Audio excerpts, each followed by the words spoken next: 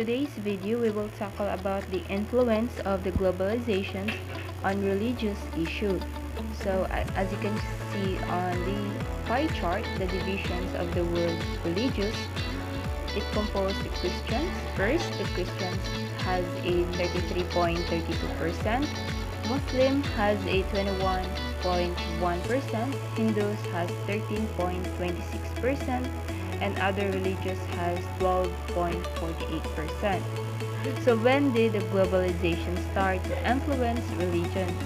So first, involving trade routes lead to the colonizations of the Asia, Africa, Central and South America.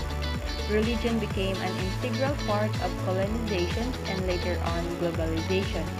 Religion is a major feature in some historical conflicts and the most recent wave of the modern terrorism.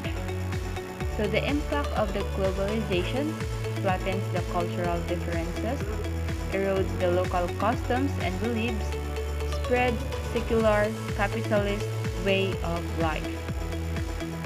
So the advantages of the globalizations for human security increase the transparency and security thanks to United Nations, WTO, World Bank, and World Health Organization.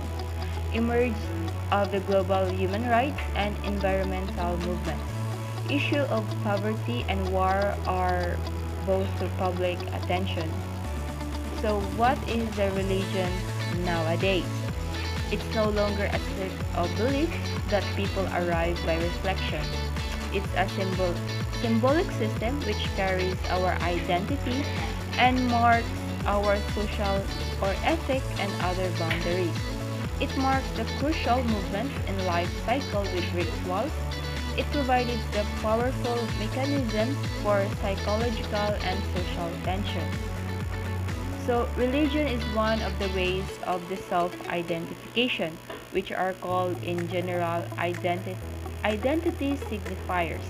Therefore, religion issues should not be studied separately from globalization. So, religion versus globalization. Globalization as a threat to religion and religion as the greatest resistance to globalization. So, there are two results of globalization. First, the secularization. So, secularization, it is the society becomes increasingly modern, religion becomes less and less important. A decline in religious practices within the modern societies, religious institutions become separated from secular institutions and spheres of influence. So, religion has retreated sphere. So, the second result is religious conflicts. Only in the period of 1980 to 1995 in the world, there were 72 civil wars, ethnic, national, religious, and racial grounds, as well as another type of war. This continued after the 1995 aggressions in Yugoslavia in 1999, civil war in Angola, Liberia, Sudan, and bloody ethnic conflicts in Bosnia, and military interventions in Afghanistan. So the reasons of the Syrian war is the Syrian is geopolitical importance. The main players in the conflict is the Bashar and other Islamic groups, Syria's religious conflict, and the rule of foreign powers. So the conclusion is the religion is definitely the integral part of globalization. Thus, they should not be studied separately.